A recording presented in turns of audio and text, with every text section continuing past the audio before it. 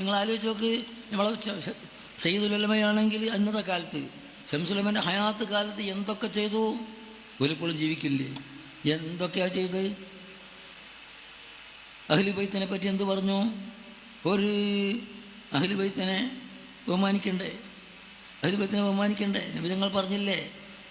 ഖുൽ, അല്ല പടച്ചോൻ തന്നെ പറഞ്ഞു, ഖുൽ നബിയെ തങ്ങൾ പറയലാസ് അലുക്കും, ജനങ്ങളോട് ഞങ്ങൾ പറയണം, ഉമ്മത്ത് ലാസ് അലുക്കും അലൈഹി, നിങ്ങൾക്ക് ദീനീ ദഅവത്ത് തബ്ലീഗ് ഞാൻ ചെയ്തതിന് പകരമായി അജ്റൻ ഒരു പ്രതിഫലവും ഞാൻ ചോദിക്കുന്നില്ല, ഇല്ലൽ മവദ്ദത ഫിൽ ഖുർബാ, എൻ്റെ കുടുംബക്കാരോട് നിങ്ങൾ സ്നേഹം കാണിച്ചാൽ മതി. അപ്പോൾ അവിടെ അതിന് വേറൊരു വേണ്ടാത്ത മഫ്ഹൂമുണ്ട്. അപ്പോൾ കുടുംബക്കാരാകുന്ന ആളുകൾ എന്ത് ചെയ്താലും ഒന്നും മിണ്ടണ്ടെന്നല്ല. അതിന് നബി ഞങ്ങൾ വേറെ പഠിപ്പിച്ചിരിക്കുന്നു, കൂട്ടി വായിക്കണം. എന്താ പഠിപ്പിച്ചത്? അത് സംഭവം എന്താണെന്ന് പറഞ്ഞാൽ, റസൂലുള്ളാഹിൻ്റെ കാലഘട്ടത്തിൽ മഖ്സൂമിയ്യ ഗോത്രം എന്ന് പറഞ്ഞാൽ വലിയ ഗോത്രമാണ്. ഖുറൈശി ആണ് ഏറ്റവും വലുത്. അതിൻ്റെ ഗോത്രങ്ങളെ കൊടുത്ത് വലിയ കടുപ്പമുള്ള മുന്തിയ ഗോത്രക്കാരാണ് മഖ്സൂമിയ്യ. എല്ലാവരും കിതാബിലൊക്കെ ഓതി തന്നെയല്ലേ. എനിക്ക് എന്തും പറയാമല്ലോ, ഉസ്താദുമാരമ്പാണ്, എനിക്ക് ധൈര്യത്തിൽ പറയാം, എന്തുണ്ടെങ്കിലും ഉണർത്തണമെന്നുള്ള ഉദ്ദേശത്തോടു കൂടി.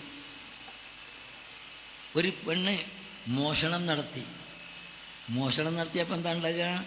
എല്ലാം തെളിഞ്ഞാൽ കൈ മുറിക്കണ്ടേ? ഇസ്ലാമിൻ്റെ നിയമം അതല്ലേ, കൈ മുറിക്കണമല്ലോ. എന്തിനാ കൈ മുറിക്കണ്? ഒരു ആൾ പെണ്ണോ ആണോ മോഷണം നടത്തിയിട്ട് കൈ മുറിച്ച് കഴിഞ്ഞാൽ അത് കണ്ടിട്ട് ഇങ്ങനെ വരുമല്ലോ എന്ന് മനസ്സിലാക്കി ബാക്കിയുള്ള എല്ലാവരും സൂക്ഷിക്കാൻ വേണ്ടിയാണ്. ഞാൻ വിശദീകരിക്കുന്നില്ല, നിങ്ങൾ കാട്ടി തിരക്കുണ്ട് കണ്ടോ. അപ്പം ആ പെണ്ണ് വലിയ തറവാട്ടുകാരത്തിയാകുന്ന ആ പെണ്ണ് മോഷണം നടത്തിയപ്പോൾ ആ പെണ്ണിൻ്റെ കയ്യെങ്ങാനും മുറിച്ചാൽ ഖിയാമത്ത് നാൾ വരെ ഉള്ള ആളുകൾക്ക് എന്ത് വരും? ഏതാ? മഖ്സൂമിയ. കഥ പറയണ്ട, എൻ്റെ അമ്മ അല്ല അമ്മൻ്റെ അമ്മ, അമ്മാമ്മൻ്റെ അമ്മ കട്ട് കൈമുറിക്കപ്പെട്ടാലേ എന്ന് പറയൂലേ. തറവാടുള്ളവർക്ക് വലിയ വിഷയമാണത്. അതുകൊണ്ട് മുഹമ്മദ് നബിനോട് എങ്ങനെങ്കിലും ഒന്ന് പോയിട്ട് തൽക്കാലം ഒരു വിട്ടുവീഴ്ച കൊടുക്കണം എന്ന് ആരും പറയുമോ? അപ്പോൾ റസൂലുള്ളാഹിൻ്റെ പോറ്റുമോൻ്റെ മകൻ, പോറ്റുമോൻ ആരാ? സെയ്ദ് റളിയല്ലാഹു അൻഹു. അവരെ മകൻ പിന്നെ അത് വിശദീകരിക്കില്ല, ഉസാമത്ത് ബിൻ സെയ്ദ് റളിയല്ലാഹു. റസൂലുള്ളാഹിനെ പറഞ്ഞു, അത് റസൂലുള്ളാഹിനെ ഇഷ്ടപ്പെട്ട ആളാണെന്നൊക്കെ പറഞ്ഞിട്ടുണ്ട്. അതൊക്കെ മനസ്സിൽ ഉസാമത്തിനെ നമ്മൾ ഏൽപ്പിക്കുക. ഉസാമത്ത് പറഞ്ഞാൽ കേട്ടോളൂ.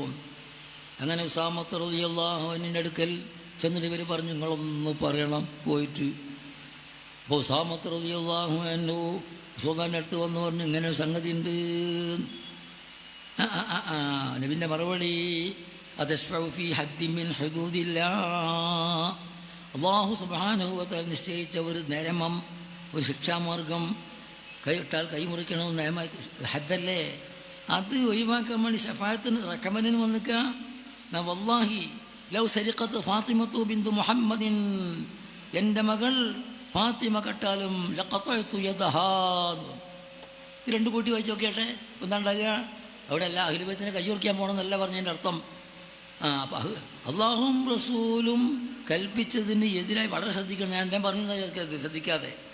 അള്ളാഹുവും റസൂലും കൽപ്പിച്ച വ്യക്തമായ നിയമത്തിന് എതിരായി ഏതെങ്കിലും ഒരു അഹ്ലു ബൈത്ത് ചെയ്താൽ ഉമ്മൻ്റെ മാതിരി തന്നെ കൂട്ടിയാൽ മതി. ഇപ്പോൾ വീട്ടിൽ ഉമ്മയും മോളും ഉണ്ട്. ഉമ്മ ഇങ്ങനെ എന്താക്കുന്നുണ്ട്? മൊബൈൽ നോക്കി സിനിമ കാണുന്നുണ്ട്. മോള് പറന്ന് കാണുന്നുണ്ട്. നമ്മളങ്ങനെ ചെയ്യേണ്ടത് രണ്ടാൾ ഒരേ മാതിരി പറയാൻ പറ്റുമോ? മോളോട് എന്താണ് മോൾ ഇയാൾ ചെയ്യുന്നത്, എന്താണ് ഇയാൾ ചെയ്യുന്നത്, വേണം എടീന്നൊക്കെ വിളിക്കുക. എടീന്ന് വിളിച്ചാൽ കുഴപ്പമുണ്ടാവില്ല എന്ന് കണ്ടാൽ മറ്റോളും കൂടെ തല്ലിണ ജാതിയാണെങ്കിലോ അവിടെയും വിളിക്കരുതെന്നാ. ഓക്കെ, അല്ലെങ്കിൽ പറയാൻ നേരം പോകും. മോളോട് എന്ത് പറയാല്ലേ? മോനോട് എന്താടാ ഒരിക്കൽ ചെയ്യാൻ പാടില്ല കേട്ടോ. കണ്ടിട്ട് ഉമ്മനോട് എന്താ പറയണ്ടേ? അതെല്ലാവർക്കും ഇങ്ങനെ പറയണം, ഉമ്മനോട് പറയണ്ടെന്നാണോ? അല്ല, എങ്ങനെ പറയണം? ഉമ്മ അത് ചെയ്യാൻ പാടില്ലാത്ത കാര്യമാണ്. നിങ്ങൾ ചെയ്ത് കാണിച്ചാൽ മോക്കൊരു വെള്ളമാവില്ല, അത് ഉമ്മ ചെയ്യരുതെന്ന്. ഈ പോടാ അവിടുന്ന് ഞാൻ പോവുകയാണ്, ഉത്തരവാദിത്തം കഴിഞ്ഞ്. അപ്പോൾ അഹ്ലു ബൈത്താണെങ്കിലും ഏത് ആളാണെങ്കിലും തിരക്കേടില്ല.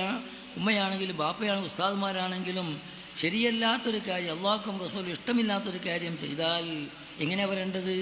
തങ്ങളാണെങ്കിൽ അതിപ്പോൾ തങ്ങളെ അത് നിങ്ങൾ ചെയ്യരുത്, അയ്യോ പോയി നോക്കണ്ട, എൻ്റെ ഉത്തരവാദിത്തം കഴിഞ്ഞ് ഞാൻ പോകണം, അസ്സലാമു അലൈക്കും കഴിഞ്ഞു, നമ്മളെ ബാധ്യത കഴിഞ്ഞു. ഇങ്ങനെ റസൂലുള്ളാഹിനോടുള്ള മഹബത്ത് പരിപൂർണമായ ഖൽബിൽ വന്നാൽ ഉമ്മനോടെങ്ങനെ പെരുമാറണം, വാപ്പനോടെങ്ങനെ പെരുമാറണം, അഹ്ലു ബൈത്തിനോടെങ്ങനെ പെരുമാറണം, ഔലിയാവിനോട് വലിയനോടെങ്ങനെ പെരുമാറണം, ഇങ്ങനെ എങ്ങനെ പെരുമാറ്റ ഇസ്ലാം ദീൻ എന്ന് പറഞ്ഞാൽ തന്നെ അദ്ദീൻ വൻ നസീഹ, ദീൻ മുഴുവനും പെരുമാറ്റ ചട്ടമാണ്. നമ്മളിപ്പം പാട്ട് പാടാനും ഇഷ്ക് മജ്ലിസ് വരാൻ പോകുന്നുണ്ട്, അതൊക്കെ മോശമാണെന്ന് ഞാൻ പറഞ്ഞ് അർത്ഥം കൊടുക്കണ്ട. അപ്പോൾ നമുക്ക് പറഞ്ഞ ഞങ്ങൾ പറയുന്നത് ഇയാൾക്ക് പാട്ട് പാടാൻ കിട്ടിയത് പറയാൻ തോന്നി. ഇപ്പം അങ്ങനെയൊക്കെയാണ് ഇപ്പം തോന്നുക. വളരെ ഇഷ്ടപ്പെടുന്ന ആൾ തന്നെയാണ്. മങ്കൂസ് മൗലൂദാണെങ്കിലും അക്രമയാണെങ്കിലും അങ്ങനെ ഏത് സംഗതിയാണെങ്കിലും ഉസ്താദ് പറഞ്ഞാണ് അതിൻ്റെ ശരി. ആ മഹബത്ത് നമ്മളെ ഖൽബിലേക്ക് ഇറങ്ങണം. ഖൽബിലേക്ക് ഇറങ്ങിക്കഴിഞ്ഞാൽ കിബറുണ്ടാൻ പാടുണ്ടോ? ഞാൻ പറഞ്ഞ നേരം ഒരിക്കലും നേരം പോയിട്ടുണ്ട്. കിബറുണ്ടാൻ പാടുണ്ട്. നബി ഞങ്ങൾ എന്ത് പറഞ്ഞിട്ടുണ്ട്? ലാ യദ്ഖുലുൽ ജന്നത മൻ കാന ഫീ ഖൽബി മിസ്ഖാലു ദർറത്തിൻ മിൻ കിബർ. നബി ഞങ്ങൾ പറഞ്ഞല്ലേ മഹബത്ത് ഖൽബിൽ ഇറങ്ങിയാൽ എന്താ ഉണ്ടാകുക? കുറച്ച് പേരും വേണം. അണ്ണും മണിത്തൂക്കം കിബർ, ഒരാളെ ചെറുതാക്കണ സ്വഭാവം, അതാണ് എന്ത് കിബർ. അതാണ് മണിത്തൂക്കം ഉണ്ടായാലോ സ്വർഗത്ത് കിടക്കൂല. അല്ലാ ആ നബി പറഞ്ഞിക്കണോ? അൽ ഹസദു യഅ്കുലുൽ ഹസനാത്തി, അസൂയ അത് എല്ലാ സൽക്കർമ്മം തിന്നുകളയും. ലോകമാന്യം ഉണ്ടായിക്കഴിഞ്ഞാൽ പിന്നെ അമൽ അല്ലാഹ് സ്വീകരിക്കൂല. ഇതൊക്കെ നബി തങ്ങൾ പറഞ്ഞല്ലേ. അപ്പം പുറമുള്ള സംഗതി പാലിക്കലിനേക്കാൾ കൂടുതൽ പുറമുള്ള സൽക്കർമ്മങ്ങളെയും കൂടി നശിപ്പിച്ച് കളയുന്ന സംഗതിയാണ് കിബർ. അതുതന്നെയാണ് ഹസദ്. അതല്ല ഇവിടെ നടക്കുന്നത്. തനിക്ക് പറ്റൂല എന്ന് കണ്ട ഏത് തങ്ങളും ഒന്നുമല്ല, ഏത് വലിയും ഒന്നുമല്ല. തനിക്ക് പറ്റുമെന്ന് കണ്ടാല ഏത് അണ്ടനും ഉയർന്നവനാണ്. ഒന്നും വേറെ അർത്ഥമൊന്നും കൊടുക്കണ്ട, ഇതിവിടെ നടക്കുന്ന സംഗതിയല്ലേ. അതുകൊണ്ട് റസൂലുള്ളാഹിനോട് മഹബത്ത് നിലവണം ഖൽബിലേക്ക്. അള്ളാഹു നമുക്കും കുടുംബത്തിനും എല്ലാവർക്കും അള്ളാഹു തആല ഖൽബിൻ്റെ ഉള്ളിലേക്ക് ഇറക്കി തരുമാറാകട്ടെ. ആ മഹബത്ത് ഇറങ്ങിക്കഴിഞ്ഞാൽ ഖൽബിൽ പാലിക്കേണ്ട കാര്യങ്ങളും ബാഹ്യ ജീവിതത്തിൽ പാലിക്കേണ്ട കാര്യങ്ങളും എവിടെയായിരുന്നാലും അവിടെയൊക്കെ നബി തങ്ങൾ ഓർമ്മ വേണം, ആ രൂപത്തിലാവണം. പീടികയിലേക്ക് പോയാൽ ഒന്നും വേണ്ട, വേദന മജ്ലിസ് വന്നാൽ ഉഷാറാണ്. വീട്ടിൽ പോയാൽ വേറൊരു അതൊന്നും പറ്റില്ല. എവിടെയായിരുന്നാലും നബി തങ്ങളെ ഓർക്കണം. ഓർത്തിട്ട് ഞാനിപ്പോൾ ഇവിടെ എന്നെ സ്ഥലത്താണുള്ളത്, ഈ വിഷയത്തിൽ റസൂലുള്ളാഹിൻ്റെ ഇത്തിബാഅ് എന്താണ്, ഇതിൻ്റെ കൽപ്പന എന്താണെന്ന് മനസ്സിലാക്കിയിട്ട് അവിടെ ഒക്കെ തന്നെയും കുറച്ച് പ്രയാസം വരും, പറയാൻ എളുപ്പമുണ്ടാകും.